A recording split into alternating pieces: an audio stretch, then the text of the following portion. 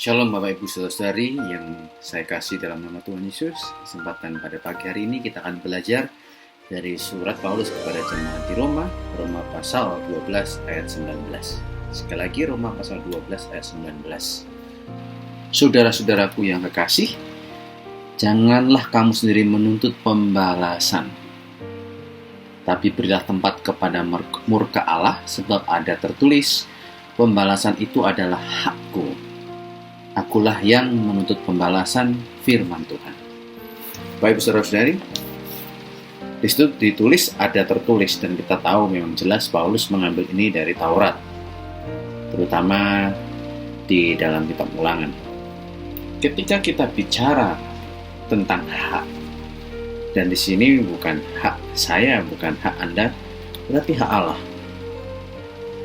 Kita bayangkan saja jika kita memiliki suatu hak, mungkin hak kepemilikan atas barang, dan seseorang mengambil itu, tentu kita akan marah. Dan yang menarik, Paulus menggunakan kata hak ketika berbicara tentang pembalasan dan murka Allah.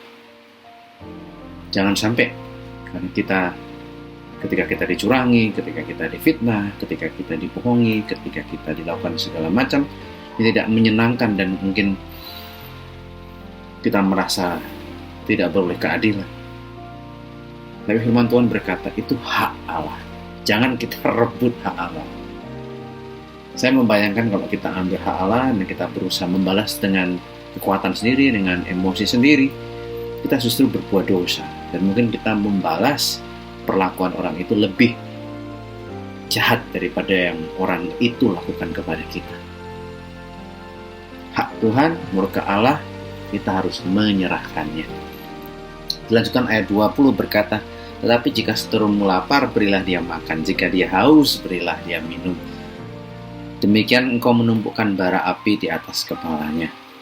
Janganlah kamu kalah terhadap kejahatan, tetapi lakukanlah kejahatan, kalahkanlah kejahatan, dengan kebaikan.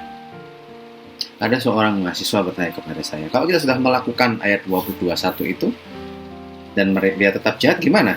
Kembali ke ayat 19. Serahkan kepada Tuhan, itu urusan Tuhan. Firman Tuhan menarik berkata, kasihlah sesamamu manusia. Setelah sebelumnya bicara, kasihlah Tuhan Allahmu dengan segenap hatimu, dengan segenap jiwamu, dengan segenap kekuatanmu, dan segenap akal budimu. Yesus kemudian menambahkan, kasihlah sesama manusia seperti dirimu sendiri. Jangan juga kita konyol. Kalau ada orang bebal, ya serahkan kepada Tuhan, dan kita tetap lanjutkan pelayanan kita, pekerjaan Tuhan.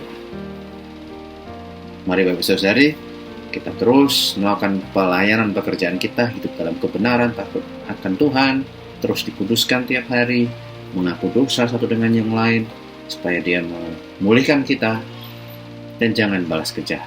Serahkan semua yang jahat kepada murka Allah. Dia yang bekerja pada waktunya, dan Dia sempurna adilnya.